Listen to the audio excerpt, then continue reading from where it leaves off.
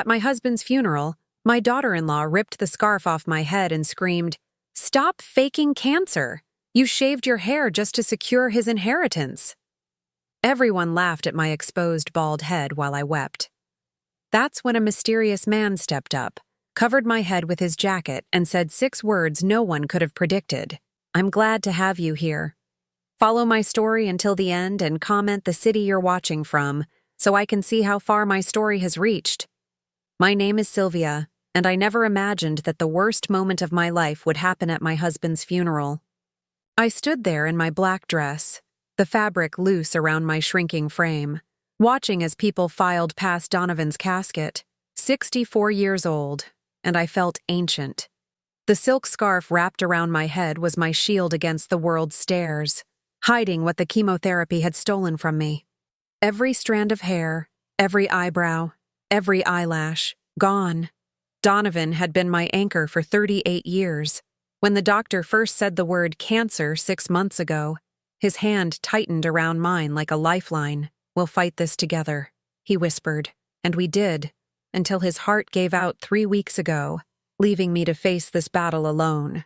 The funeral home was packed. Donovan had been beloved in our small town of Cedar Falls. But as I accepted condolences, I couldn't shake the feeling that eyes were following me, whispers trailing in my wake. Most came from one corner of the room where my daughter-in-law Eleni held court. Eleni had married my son Andre 12 years ago, and from day one, she made it clear I wasn't welcome in their perfect little world. She was beautiful in that sharp, calculated way. Blonde hair always perfectly styled, makeup flawless even at 7 in the morning. Everything about her screamed control, from her manicured nails to her designer handbags that cost more than most people's monthly rent. "Poor Andre," I heard her telling a group of neighbors, her voice carrying just enough to reach my ears. "He's been so worried about his inheritance, with his mother's condition. Medical bills must be astronomical." My stomach clenched. She said condition like it was something shameful, something I'd chosen. I adjusted my scarf, making sure it covered every inch of my scalp. Andre stood beside his wife, nodding along with whatever she was saying. My heart broke a little more. My son, my beautiful, sensitive boy who used to bring me dandelions and call them roses, had become a stranger. Eleni had molded him into someone I barely recognized. The service was beautiful. Pastor Williams spoke about Donovan's kindness, his generosity, how he'd helped rebuild the Johnson family's barn after the storm last spring. People shared memories that made me smile through my tears. For a moment, I felt surrounded by love. Then came the reception. I was standing near the memory table, looking at photos of Donovan through the years, when I felt a presence behind me.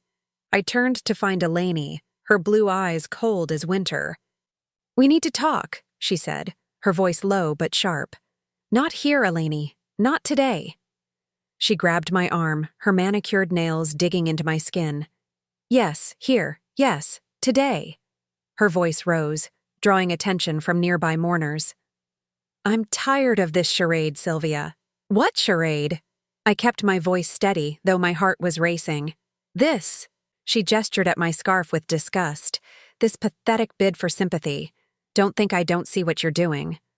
People were turning now, forming a loose circle around us. Andre appeared at Eleni's side, looking confused and embarrassed. "Eleni, please," he said quietly. "Not now." But she was beyond hearing him. Her face was flushed with anger, or maybe wine. I could smell it on her breath. "Your mother thinks she's so clever, Andre. Playing the victim, making everyone feel sorry for her." "I don't know what you're talking about," I whispered. But I could feel the crowd growing, could sense their curiosity turning to something uglier. "Oh, you don't?" Eleni's laugh was sharp as broken glass. "Then why don't you show everyone what's really under that scarf?" Before I could react, before anyone could stop her, Eleni lunged forward and ripped the silk scarf from my head. The gasp that went through the crowd was audible. I stood there exposed, my bald scalp pale and vulnerable under the fluorescent lights. A few people covered their mouths in shock. Others just stared. "Look!" Eleni shouted, holding my scarf like a trophy. "Look at her! She shaved her head. She's faking cancer just to secure Donovan's inheritance. She thinks if she looks sick enough, pitiful enough, no one will question why she gets everything. The words hit me like physical blows. The room spun around me as laughter began, first a nervous chuckle from someone in the back, then spreading like wildfire. People who had just been offering their condolences were now staring at me like I was some kind of fraud. "That's sick," someone whispered. "Can you believe it? At her own husband's funeral?" I always thought there was something off about her. I tried to cover my head with my hands, tried to find my voice to defend myself, but the words wouldn't come. Tears streamed down my face as Andre stood frozen, saying nothing, doing nothing. "She's been milking this for months," Eleni continued, her voice growing stronger with each word of support from the crowd. "Acting like she's dying, making Donovan feel guilty, manipulating him into changing his will. Well, I won't let her steal my children's inheritance with this pathetic act." The laughter grew louder. Someone in the back shouted, "Shame on you!" Another voice called out, "Have you no decency?" I stood there sobbing, completely exposed and humiliated, when suddenly the room fell silent. A man had stepped forward from the crowd, tall, maybe 70, with silver hair and kind eyes. I'd never seen him before, but something about him seemed familiar. He moved with quiet authority, and when he spoke, his voice carried through the room. "That's enough," he said simply. Without another word, he shrugged out of his dark suit jacket and gently placed it over my head, covering my scalp with infinite tenderness. His movements were careful, respectful, like he was handling something precious. Then he looked directly at Eleni, and his expression hardened. When he spoke, his words were quiet, but they cut through the silence like a blade. "She's not faking anything, and you're not getting a dime." Eleni's face went white. The scarf fell from her suddenly limp fingers. Who are you?" she stammered. The man smiled, but it didn't reach his eyes. "Someone who knows exactly what Donovan thought of you." The room was dead silent now. Even the laughter had stopped. Andre was staring at the stranger with confusion, while Eleni looked like she'd seen a ghost. The man turned to me, his voice gentle again. "Come on, dear. Let's get you out of here." As he guided me toward the door, I heard Eleni behind us, her voice high and panicked. "Wait! You can't just leave. Who are you? What did you mean about the money?" But the stranger didn't turn around.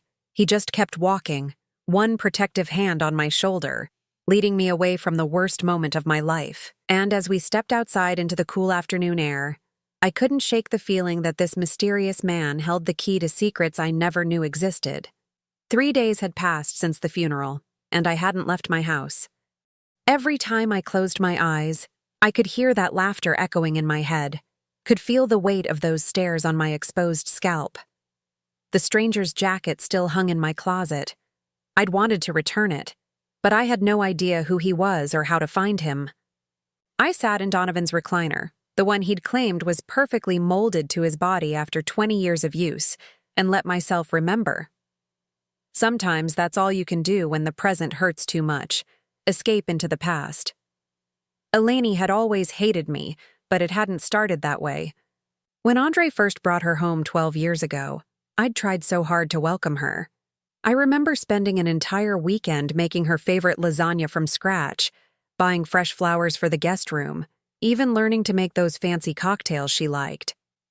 "Mrs. Patterson," she'd said that first night, her smile bright but somehow cold. "You really didn't need to go to all this trouble. Please call me Sylvia," I'd replied, setting down her martini. "We're family now." But family was never what Eleni wanted from me. What she wanted was distance. It started small, comments about how the house was so quaint, but really needed updating. Suggestions that maybe Andre deserved a mother who was more sophisticated. Little digs about my clothes, my hair, the way I pronounced certain words.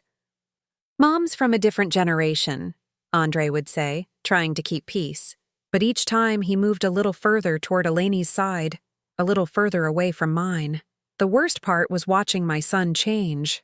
Andre had been such a loving boy, always bringing me wildflowers, insisting on helping with dinner even when he was tiny. He'd tell me about his dreams, his fears, his hopes. We used to talk for hours. But Eleni changed that. Slowly, methodically, like a gardener pulling weeds. "Andre, your mother doesn't need to know about our financial plans," she'd say. Or, "Maybe we shouldn't visit so often. Your mother seems overwhelmed." She was never cruel in front of Andre. Never obvious about it. She was too smart for that. Instead, she'd wait until he left the room to make her little comments. "You know, Sylvia, Andre mentioned you've been calling him at work. He's under so much pressure. Maybe you could try to be less needy?" "I just wanted to check on him," I'd said. "He sounded tired when we talked last week." "That's sweet, but he's a grown man now. He needs space to build his own life." Space. That became Eleni's favorite word. Andre needed space from family obligations, space from old traditions, space from his mother's outdated way of thinking. And gradually, I gave him that space. What choice did I have? I watched my son slip away, conversation by conversation, visit by visit, until we were strangers sharing a bloodline and nothing more. The cancer diagnosis 6 months ago should have brought us together. Should have reminded Andre that time is precious, that family matters. And it did, for about a week. "Mom, I'm so sorry," he'd cried when I told him. "We'll get through this together." But Eleni had other ideas. "Are you sure you want to put Andre through this emotional stress?" she'd asked me privately the next day. "You know how sensitive he is. Maybe it would be better if you handled this quietly, with your own doctors." "But he's my son," I'd whispered. "Exactly. Which is why you should protect him from unnecessary pain." So I did. I protected my son from knowing how scared I was, how the treatments made me so sick I couldn't eat for days, how I sometimes sat in my car after chemotherapy sessions and cried until I couldn't breathe. I protected him from seeing me lose my hair, my strength, my hope. Donovan had been furious. "She's manipulating him," he'd said after another canceled visit. "Can't Andre see what she's doing?" But Andre couldn't see it. Or maybe he didn't want to. Love makes us blind sometimes, and my son loved his wife with the desperate intensity of someone who'd been convinced he wasn't worthy of that love. I was lost in these painful memories when the doorbell rang. My heart jumped. Since the funeral, I'd been afraid of visitors, afraid of more humiliation, more judgment. But when I looked through the peephole, I saw the stranger from the funeral standing on my porch. He looked different in daylight, older, gentler. He was holding a small bouquet of daisies, my favorite flowers, though I had no idea how he could know that. I opened the door slowly, still wearing his jacket over my nightgown. "Hello, Sylvia," he said, and his voice was kind. "I hope you don't mind me coming by. I wanted to check on you." I don't even know your name," I said. "I should return your jacket. Keep it as long as you need it. My name is Marcus." He paused, studying my face. Marcus Patterson, my married name. My heart stopped. "I know this is confusing," he said quickly, seeing my shock. "May I come in? There's so much I need to tell you." I stepped aside, my hands shaking. Patterson. But Donovan had no brothers. His parents had died when he was young, and he'd been an only child. We'd talked about it so many times. How he'd wished he'd had siblings. How he'd envied families with big Sunday dinners and cousin reunions. Marcus followed me into the living room, looking around with an expression I couldn't read. His eyes lingered on the family photos, on Donovan's reading glasses still sitting on the side table, on the half-finished crossword puzzle we'd been working on together the night before he died. "You have a beautiful home," he said softly. Donovan described it perfectly. "How did you know my husband?" The question came out as a whisper. Marcus sat down across from me, the daisies still clutched in his weathered hands. "Sylvia, what I'm about to tell you is going to be hard to believe, but I need you to know that everything your daughter-in-law said at the funeral, every cruel word, every accusation, was exactly what Donovan feared would happen." "I don't understand." Donovan was my twin brother. The words hung in the air between us like a bomb waiting to explode. I stared at him, searching his face for some sign that this was a cruel joke. but the longer I looked, the more I could see it. The same blue eyes, the same gentle slope of the nose, the same way of tilting his head when he was thinking.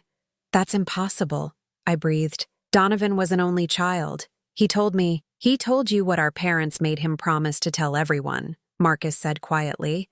I was born with what they called developmental delays back then. Nothing severe.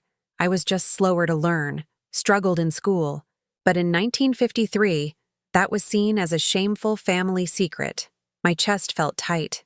What are you saying? When we were 8 years old, our parents sent me away to a special school.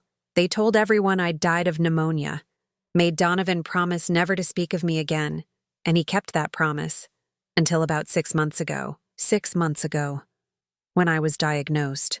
He came to see me, Marcus continued. First time in over 50 years. He was so upset, so worried about you. He said his daughter-in-law was a dangerous woman who was turning his son against you, and he was terrified of what would happen to you when he was gone. Tears were streaming down my face now. He never said anything to me. He wanted to protect you, just like he'd been protecting me all these years. Marcus reached into his jacket pocket and pulled out a thick envelope. He gave me this, along with very specific instructions about when and how to use it. I took the envelope with trembling hands. My name was written on the front in Donovan's careful handwriting, and beneath it, 4 words that made my blood run cold. In case of Eleni. She's not getting a dime, Marcus said, echoing his words from the funeral. Donovan made sure of that. But first, there's something else you need to know about your daughter-in-law. Something that's going to change everything. I clutched the envelope to my chest, feeling like the ground was shifting beneath my feet. My husband had a twin brother, a brother who'd been hidden away for over 50 years, a brother who apparently knew secrets that could destroy Eleni. And judging by the weight of the envelope in my hands, those secrets were about to come to light. I stared at the envelope in my hands, Donovan's familiar handwriting blurring through my tears. Marcus sat across from me, patient and still, giving me time to process what he'd just revealed. My husband's twin brother, hidden away for over 50 years because of a family's shame. I need to understand, I finally whispered. How is this possible? Donovan never mentioned you. Not once in 38 years of marriage. Marcus's face was heavy with old pain. Our parents were different people back then. When I was diagnosed with what they called mental deficiency, what we'd call a learning disability now, they saw it as a reflection on the family name. The Patterson reputation was everything to them. He stood up and walked to the window, looking out at the garden Donovan had tended so carefully. The story they told was that I died of pneumonia when we were 8. They even held a fake funeral, made Donovan throw dirt on an empty coffin. His voice caught. Can you imagine? Making a child bury his twin brother while that brother was still alive? My heart ached for both of them. Where did they send you? Willowbrook State School in New York. It was a terrible place, Sylvia. Children like me were warehoused there, forgotten. But I survived. And when I turned 18, I aged out and made my own way in the world. Did Donovan know where you were? Not until I found him. Marcus turned back to me, his eyes bright with unshed tears. It took me 40 years to track him down. 40 years of searching for my twin brother, wondering if he even remembered me. When I finally found him 3 years ago, he broke down and cried for an hour. 3 years ago. I tried to remember if Donovan had seemed different around that time, if there had been any signs, but he'd hidden it perfectly, just like he'd hidden so many other burdens to protect the people he loved. Why didn't he tell me? I asked, though part of me already knew the answer. Because he was afraid you'd want to help, and he didn't want to burden you with his guilt. He blamed himself, you see, for not fighting harder to find me, for keeping his parents' secret all those years. Marcus sat back down, leaning forward earnestly. But when you got sick, everything changed. He was terrified of leaving you alone with that woman, Eleni. Even her name made my stomach clench. He told me everything about her, Marcus continued. How she'd isolated Andre from you, how she manipulated every situation to make you look bad, how she'd been planting seeds about your mental state, your worthiness as a grandmother. My mental state? I felt a chill run down my spine. She's been telling people you're becoming forgetful, unstable, setting the groundwork to contest any inheritance you might receive. Marcus's jaw tightened. Donovan was sick about it. He said she was already talking about putting you in a nursing home after he died. The pieces were falling into place, creating a picture so ugly I could barely comprehend it. She wants me out of the way, completely. And she's been working on Andre for years, convincing him that supporting you financially would be a burden on their future children, making him believe that tough love was what you needed. I thought about my son's increasing distance, his reluctance to visit, the way he always seemed uncomfortable when I called. Had Eleni really manipulated him that thoroughly? Open the envelope, Marcus said gently. Donovan wanted you to know everything. With shaking hands, I tore open the seal. Inside were several documents, and on top, a letter in Donovan's handwriting. I recognized the careful script, the way he dotted his I's and crossed his T's. My name at the top was written with such tenderness it made my chest ache. My dearest Sylvia, I read aloud, my voice barely a whisper. If you're reading this, then I'm gone, and Marcus has come to help you as we planned. First, you must know that every day with you has been a gift. You are the strongest, most generous woman I have ever known, and I have loved you with every breath in my body. I had to stop reading, overcome with grief. Marcus reached over and squeezed my hand. Take your time, he said softly. I wiped my eyes and continued. I need you to know that I have been watching Eleni carefully for years, documenting her behavior, protecting you in ways you never knew. She is dangerous, Sylvia, and I couldn't bear the thought of leaving you defenseless against her manipulation. My hands were trembling so hard I could barely hold the paper. What did he mean, documenting her behavior? Marcus reached for another paper in the envelope. He meant this. He handed me what looked like a typed report, several pages thick. 3 years of observations, conversations, incidents, all carefully dated and documented. I scanned the first page, my eyes widening with each entry. March 15th, 2021. Eleni told Andre that Sylvia called 6 times yesterday asking for money. Checked phone records. Sylvia called once to wish Andre happy birthday. June 3rd, 2021. Eleni suggested to Andre that Sylvia is becoming scattered and might need supervision. Observed Sylvia same day, sharp as ever, helped neighbor fix tax paperwork. September 10th, 2021. Overheard Eleni on phone telling friend that Sylvia is getting weird about money and probably shouldn't be trusted with financial decisions. No evidence of any financial issues or concerning behavior from Sylvia. Page after page of lies, manipulations, and calculated cruelty. Each entry was like a knife to my heart, not just because of what Eleni had done, but because of what my son had believed. He was protecting me all along, I whispered. He was protecting both of you, Marcus said. Andre too, in his way. Donovan knew that someday his son would need to see the truth about his wife. I flipped through more pages, finding bank statements, copies of emails, even photographs. How did he get all this? Donovan was smarter than Eleni gave him credit for. He started recording phone conversations after she tried to convince Andre to put you in a nursing home while you were still healthy. He installed security cameras around the house after she started going through your personal papers when you weren't looking. She was going through my papers? Looking for financial information, insurance policies, anything she could use. She even tried to get your medical records by pretending to be your daughter-in-law arranging care. Marcus's expression darkened. She's been planning this for a long time, Sylvia. I felt sick. All these years, I'd thought Eleni simply didn't like me. I'd never imagined she was actively working to destroy my relationship with my son, plotting to steal my home, my security, my dignity. There's more, Marcus said quietly, pointing to another document in the envelope. This one was official-looking, with a law firm's letterhead at the top. As I read, my breath caught in my throat. It was a will, Donovan's real will, dated just 2 months before his death. And according to this document, everything, the house, the savings, the life insurance, was left to me. with specific protections against any claims from Eleni. But the lawyer read a different will at the reading last week, I said, confused. In that one, everything was split between Andre and me, with Eleni as Andre's beneficiary if anything happened to him. Marcus smiled grimly. That was the fake will. The one Donovan made sure Eleni knew about. She's been counting on that money, probably already spending it in her mind. How is that possible? Donovan filed the real will with a different law firm, one Eleni doesn't know about. The will that was read last week was an older version that he never officially revoked, until he filed this one. Marcus tapped the document.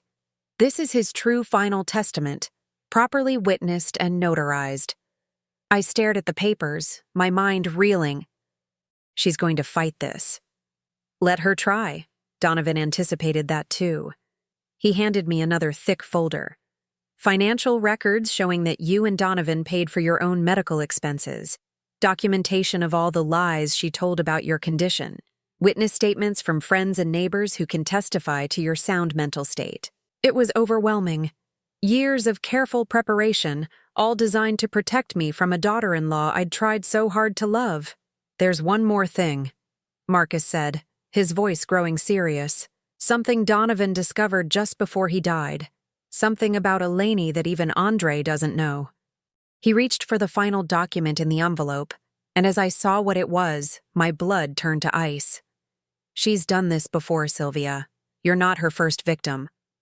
The paper in my hands was a private investigator's report, complete with photographs and court documents, and the story it told made everything else pale in comparison. Eleni had been married before, twice, and both of her previous husbands' mothers had died under suspicious circumstances, leaving everything to their sons, and by extension, to her. I looked up at Marcus, my face white with shock. Andre's in danger. Marcus nodded grimly. Donovan thought so too.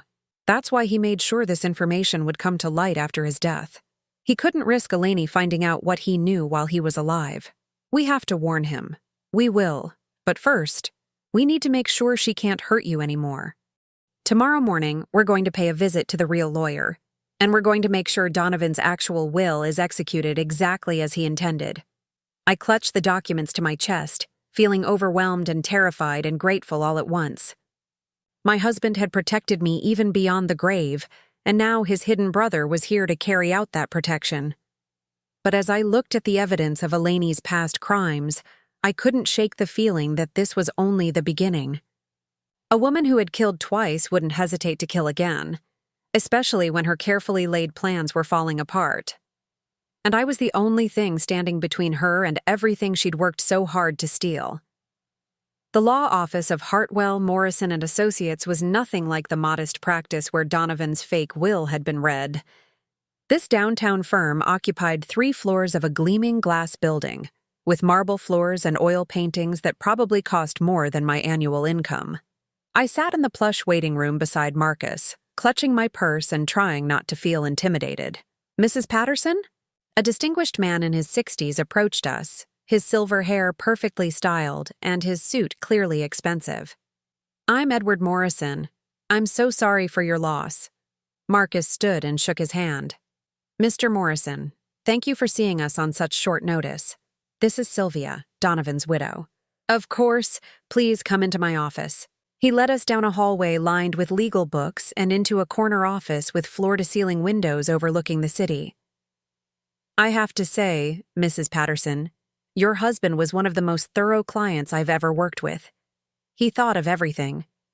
I'm still trying to understand how he managed to keep 2 wills without me knowing, I said, settling into a leather chair that probably cost more than my couch. Mr. Morrison smiled sympathetically. Donovan was very concerned about protecting you, especially after his diagnosis. He came to me about 8 months ago, right around the time you started your cancer treatment. 8 months ago, even before his own heart problems began. He was quite distressed about your daughter-in-law, Mr. Morrison continued, pulling out a thick file. He felt she was a threat to your well-being and wanted to ensure you'd be protected after his death. The will we prepared includes some very specific provisions. He opened the file and began reading. The primary residence at 47 Maple Street, including all furnishings and personal property, is left entirely to Sylvia Rose Patterson. The house cannot be sold, mortgaged, or transferred without Mrs. Patterson's express written consent, and she retains the right to live there for the remainder of her natural life. I felt tears prick my eyes. Donovan had made sure I could never be forced out of our home. The savings account containing approximately $230,000 is also left entirely to Mrs. Patterson, as is the life insurance policy valued at $500,000, $730,000. More money than I'd ever dreamed of having. But Mr. Morrison wasn't finished. Additionally, there's a provision regarding your son Andre. He will inherit $50,000 outright, but the remainder of what would have been his inheritance, approximately $300,000, is being held in trust. What kind of trust? Marcus asked. A very specific one. Andre can only access these funds if he meets certain conditions. Mr. Morrison adjusted his glasses. First, he must attend at least 6 months of family counseling with his mother. Second, any legal challenges to this will or attempts to contest Mrs. Patterson's inheritance will result in immediate forfeiture of the trust funds. My heart ached. Even in death, Donovan was trying to bring our son back to me. There's more, Mr. Morrison said. If Andre divorces his current wife within 5 years of Donovan's death, the full $300,000 becomes available to him immediately. But if he remains married to Eleni, the money stays in trust until he's 65 years old. Marcus let out a low whistle. Donovan really thought this through. He was extremely concerned about Eleni's influence over Andre, Mr. Morrison explained. He felt that financial pressure might help his son see the situation more clearly. But how do we know Andre will choose the money over his wife? I asked. Mr. Morrison's expression grew serious. Because Mrs. Patterson, Donovan left instructions for additional information to be revealed to Andre at specific intervals, information that might change his perspective on his marriage. He pulled out another folder. Your husband hired a private investigator to research Eleni's background. What they found is disturbing. I'd already seen some of this the night before, but hearing it laid out in legal terms made it even more chilling. Eleni Kozlov, her maiden name, was previously married to Robert Chen in Los Angeles. Chen died in what appeared to be an accidental fall down the stairs of his home. His mother, who lived with them, died 3 weeks later of what was ruled a heart attack brought on by grief. Eleni inherited everything, approximately $400,000. My stomach turned. And the second husband? Marcus Henley, a widower from Phoenix. His elderly mother had moved in with them after being diagnosed with early-stage dementia. Within 6 months, the mother was dead from what appeared to be an overdose of her medication, ruled accidental. Mr. Henley died 2 months later in a car accident. Again, Eleni was the beneficiary, this time to the tune of $600,000. That's over $1 million, Marcus said quietly. Yes, and in both cases, there were family members who suspected foul play, but there wasn't enough evidence to pursue charges. Mr. Morrison leaned forward. The pattern is unmistakable. She targets men with elderly mothers, insinuates herself into the family, and then accidents happen. Has Andre seen this information? I asked. Not yet. According to Donovan's instructions, Andre is to receive this file only if he attempts to contest your inheritance or if Eleni makes a move against you directly. Mr. Morrison's expression was grim. Donovan was hoping that the financial incentives alone might be enough to open Andre's eyes. And if they're not, then we reveal everything. The truth about Eleni's past, the documentation of her manipulation tactics, all of it. Donovan felt that faced with irrefutable evidence, Andre would have no choice but to see his wife for what she really is. I thought about my son, about the sweet boy who used to make me mud pies and insist they were chocolate cake. How would he react to learning that his wife was likely a serial killer? There's something else, Mr. Morrison said, pulling out a sealed envelope. Donovan left this letter specifically for Andre, to be delivered only if all other measures fail. He handed me the envelope. Andre's name was written on it in Donovan's careful handwriting, and underneath, "For my son, when he's ready to remember who he really is." "What happens now?" Marcus asked. Now we file the real will with the probate court. Given the unusual circumstances, there will likely be challenges, but the will is ironclad.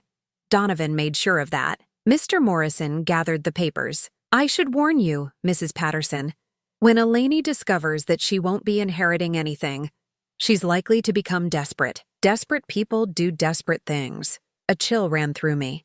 Are you saying I'm in danger? I'm saying you should be very careful. Don't be alone with her under any circumstances. Document any contact she tries to have with you, and consider staying with someone until this is all settled.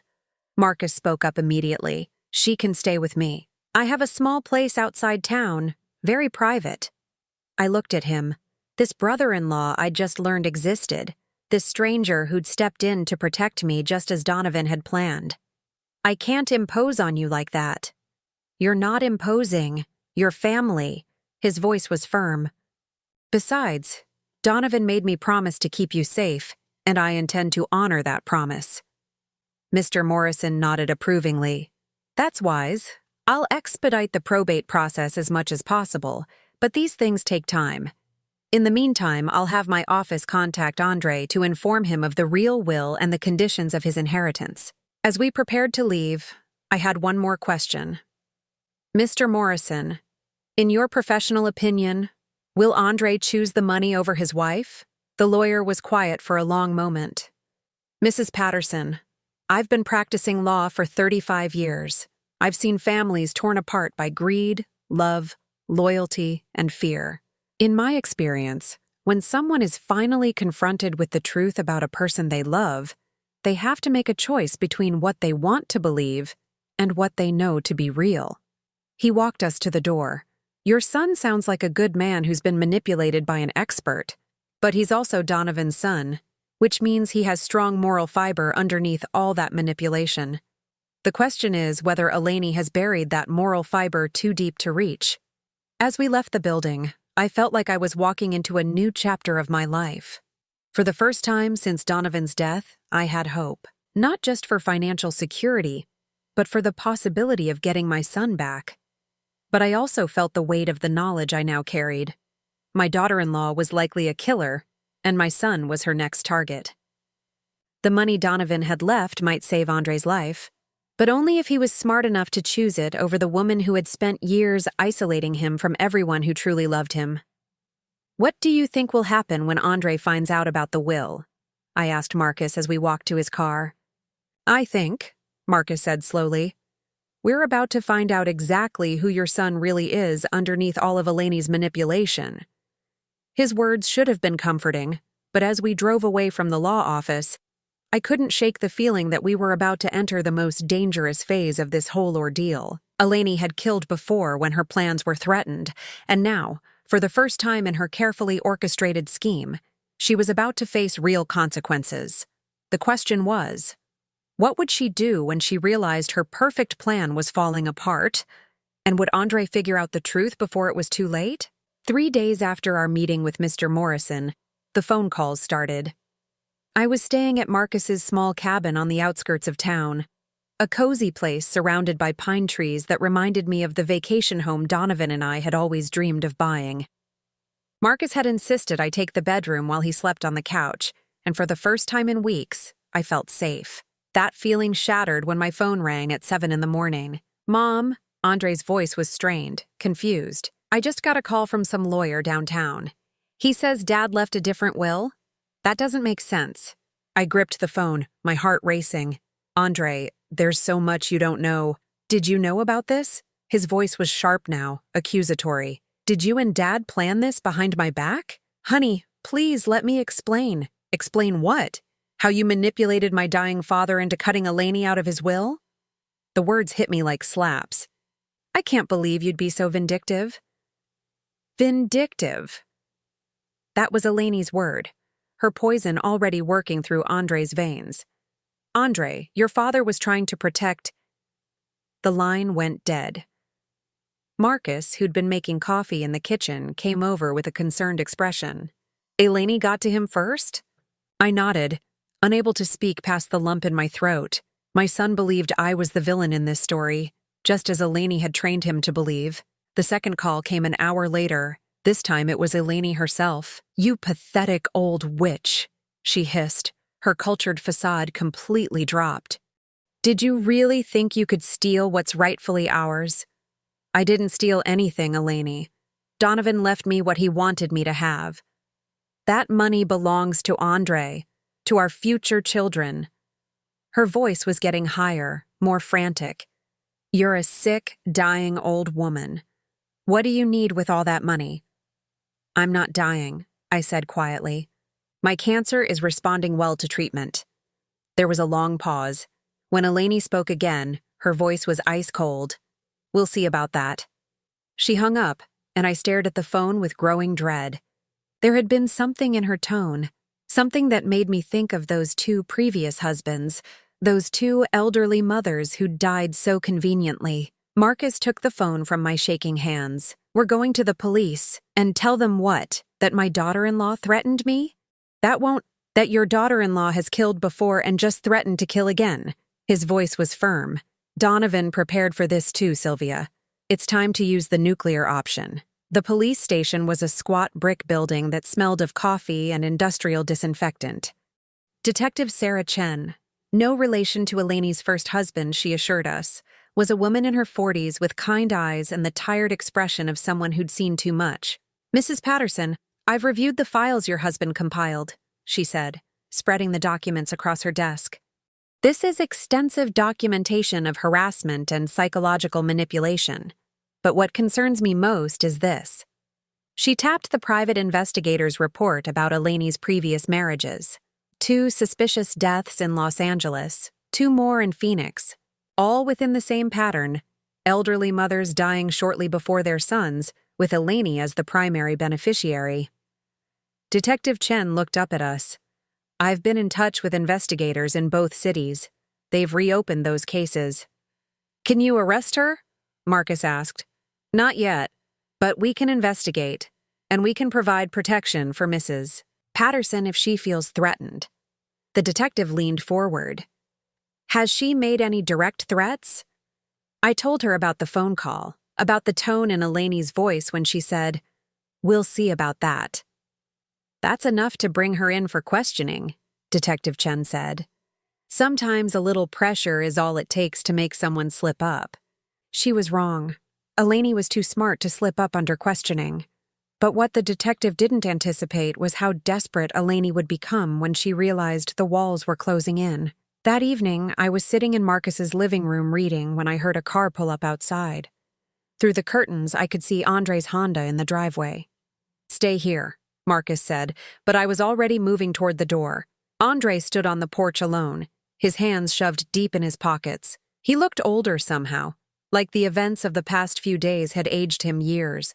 "Mom," he said quietly, "we need to talk." I opened the door wider and he stepped inside. His eyes took in the small, comfortable cabin, lingering on the family photos Marcus had placed on the mantel, pictures of him and Donovan as children, before they were separated. "Who is he?" Andre asked, looking at Marcus. "I'm your father's twin brother," Marcus said simply. "I know this is a shock." Andre stared at him for a long moment. "Dad had a twin brother?" "Your father was forced to keep my existence secret," Marcus explained gently. "But he never forgot me. And when he got sick, he reached out." Andre sank into a chair, looking overwhelmed. "None of this makes sense. Why would Dad hide you? Why would he make a secret will? Why would he—" His voice broke. "Why would he try to destroy my marriage?" "Because your marriage is destroying you," Marcus said quietly. "And your father loved you too much to watch it happen." "You don't understand," Andre said, his voice rising. "Eleni loves me. She gave up everything to be with me. Her career, her friends. She depends on me." "Andre," I said softly, "there are things about Eleni that you don't know." "More lies?" He laughed bitterly. "First you fake cancer to get sympathy." "I'm not faking cancer." The words exploded out of me. "I have stage 2 breast cancer. I've been in chemotherapy for 6 months, and I lost my hair because I'm trying to save my life." Andre's face went white. "But Eleni said—" "Eleni lied." Marcus pulled out the folder of Donovan's documentation. Your father spent 3 years documenting every lie she told, every manipulation, every attempt to isolate you from your mother. Andre took the folder with trembling hands. As he read, I watched his expression change from confusion to disbelief to horror. This says she told people Mom was becoming senile, he whispered. But Mom's not. You're not. I've never shown any signs of dementia or mental decline, I said gently. You can ask Dr. Williams. You can ask any of our neighbors. Your father documented the truth because he knew Eleni would try to paint me as incompetent. Andre kept reading, his face growing paler with each page. She told me you called me at work 6 times in one day asking for money. But this says you only called once to wish me happy birthday. Do you remember that day, Andre? Do you remember what you told me when I called? His face crumpled. I was short with you, cold. I said I was too busy to talk because Eleni had told me you were being clingy and inappropriate. Your father heard that conversation, Marcus said quietly. It broke his heart. Andre was crying now, ugly sobs that shook his whole body. What have I done? How could I believe all this? How could I treat you like that? I moved to sit beside him, putting my arms around him for the first time in years. Because she's very good at what she does, honey. She's had years of practice. Practice? Andre looked up at me with red, swollen eyes. Marcus exchanged a glance with me, and I nodded. It was time. Andre, I said gently, Eleni has been married before, twice, and both times her husband's mothers died under suspicious circumstances, followed by the husbands themselves. Andre went completely still. What are you saying? We're saying your wife is very likely a serial killer, Marcus said bluntly, and you and your mother are her current targets. Andre shot to his feet, his face flushed with anger. That's insane. You're both insane if you think... He was cut off by the sound of a car door slamming outside. Through the window, we could see Eleni getting out of her BMW, her face twisted with rage. How did she find us? Marcus muttered. GPS on Andre's phone, I realized, my heart starting to race. Eleni didn't knock. She burst through the door like a hurricane, her perfectly styled hair wild, her makeup smeared. There you are, she snarled, pointing at me. Hiding away with your conspiracy theories and your lies. Eleni, calm down, Andre said, but she ignored him. Do you know what she's done? Eleni spun toward Andre, her eyes blazing. She's convinced the police to investigate me. Me! Like I'm some kind of criminal. Maybe because you are a criminal, Marcus said quietly. Eleni's head snapped toward him. And who the hell are you supposed to be? I'm Donovan's brother, the one he thought was dead. For the first time since she'd arrived, Eleni looked shaken. That's impossible. Donovan didn't have a brother. Actually, I do, Andre said quietly, and something in his tone made Eleni freeze. I've seen the birth certificates. The adoption records. It's all real. Eleni's mask was slipping, revealing something ugly underneath. Andre, honey, they're lying to you. Can't you see that? They're trying to turn you against me. Like Robert Chen? Marcus asked conversationally. Or Marcus Henley? Eleni went white as chalk. Did you think we wouldn't find out? Marcus continued. Did you think you could just keep killing husbands and mothers-in-law forever? You're insane, Eleni whispered. But her voice lacked conviction. Andre was staring at his wife like he'd never seen her before. Eleni, just tell me the truth, please. Just this once, tell me the truth. For a moment, I thought she might break down, might confess, might show some shred of remorse. Instead, her face hardened into something terrifying. The truth. She laughed, and the sound was like breaking glass. The truth is that you're all pathetic. Andre, you're weak and stupid and boring. Your mother is a bitter old woman who should have died months ago. And your precious father was a fool who thought he could outplay me. Andre recoiled like he'd been slapped. Eleni, I gave you 12 years of my life, she screamed. 12 years of pretending to love you, pretending to want your boring little life.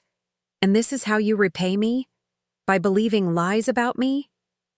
They're not lies, are they? Andre said quietly. Your other husbands, their mothers. You killed them. Eleni's smile was chilling. Prove it.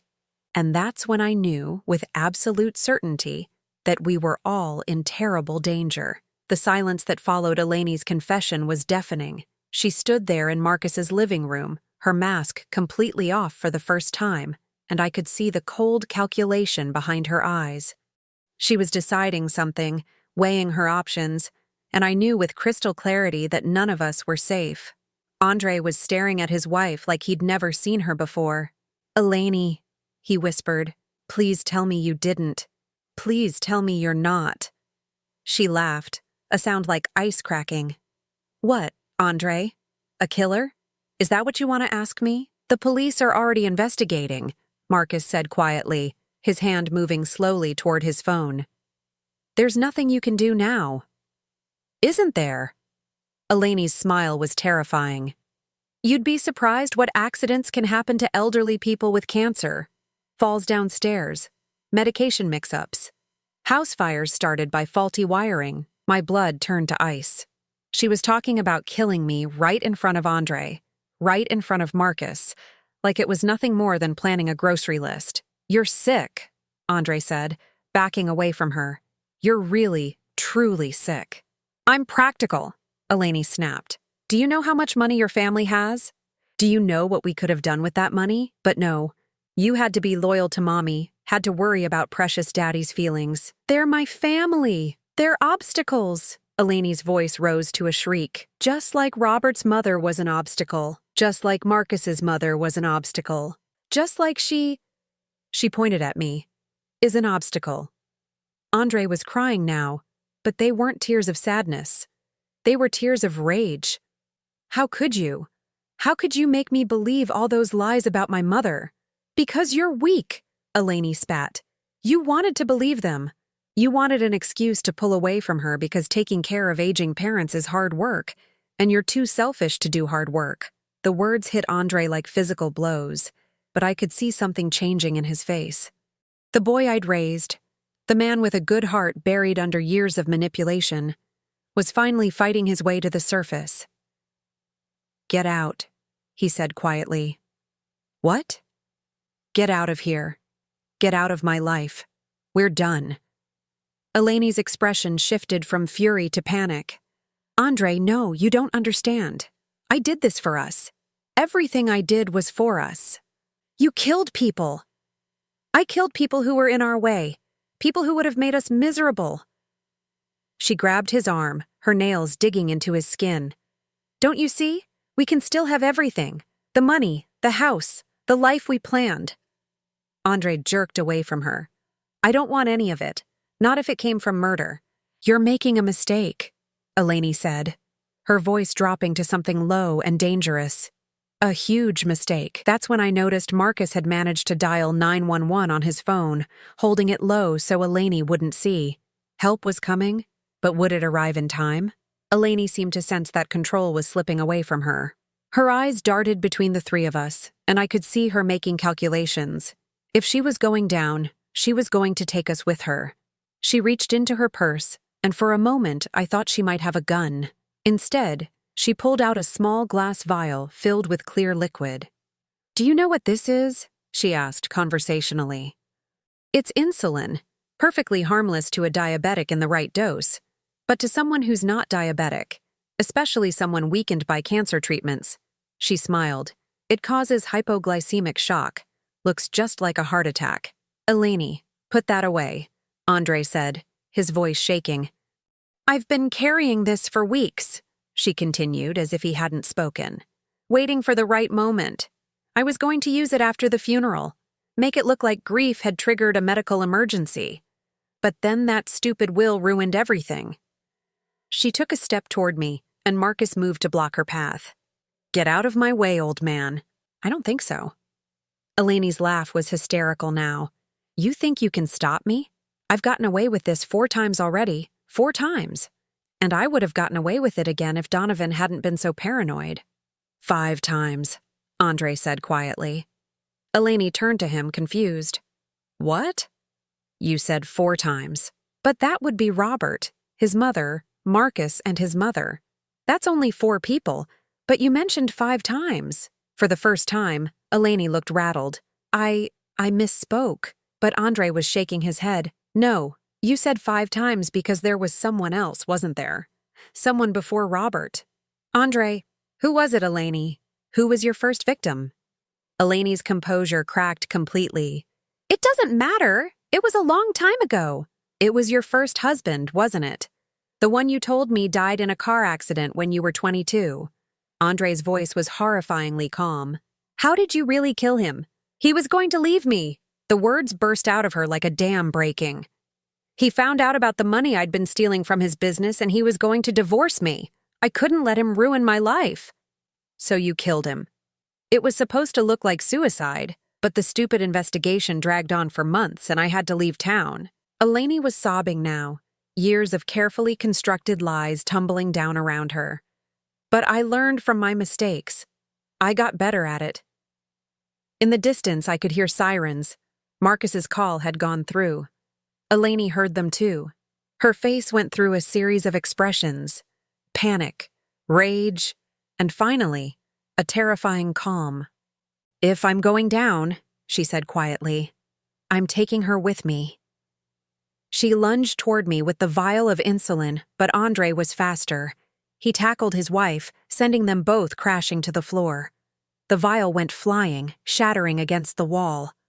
You idiot! Eleni screamed, clawing at Andre's face. You've ruined everything! Andre pinned her arms. His face streaked with blood from her nails. You ruined everything the moment you decided murder was acceptable. The sirens were getting louder. Within minutes, the small cabin was filled with police officers, paramedics, and Detective Chen. Mrs. Kozlov, Detective Chen said, crouching beside where Eleni lay on the floor, still struggling against Andre's grip. You're under arrest for the murders of James Kozlov, Robert Chen, Margaret Chen, Marcus Henley, Rose Henley, and the attempted murder of Sylvia Patterson. As they led Eleni away in handcuffs, she looked back at me one last time. You think you've won, she said, her voice eerily calm again, but you'll die alone anyway.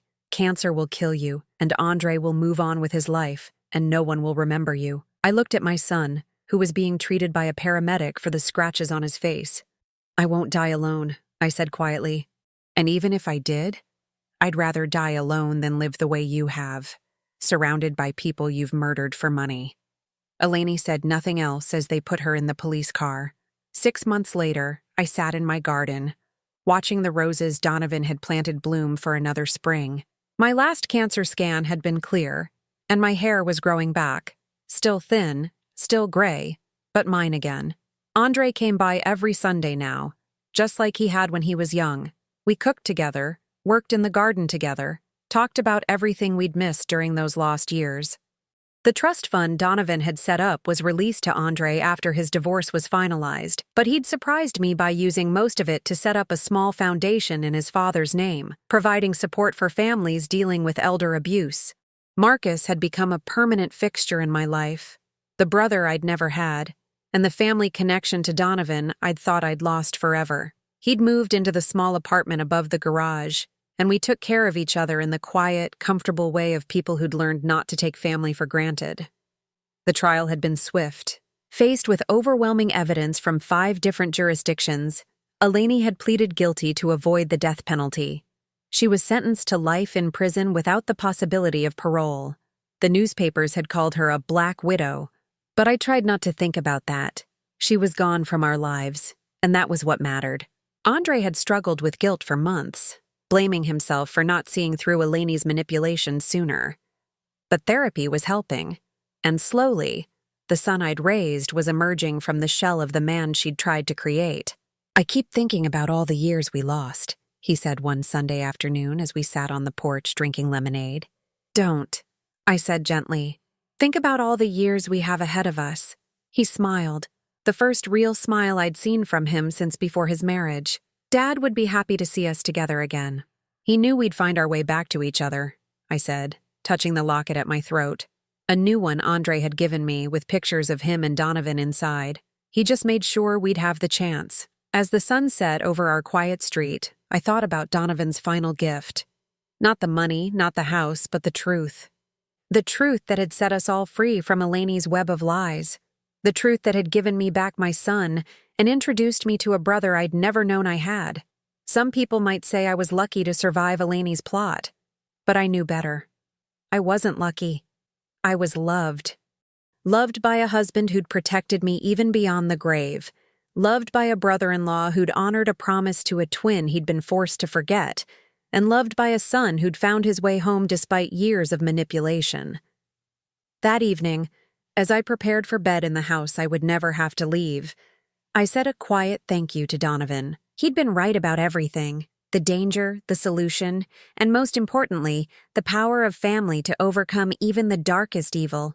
I was 70 years old, a cancer survivor, and for the first time in years, I was truly free.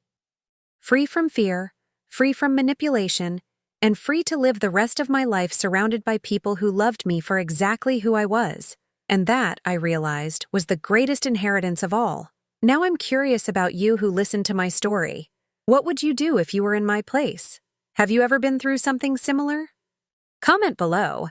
And meanwhile, I'm leaving on the final screen 2 other stories that are channel favorites, and they will definitely surprise you. Thank you for watching until here.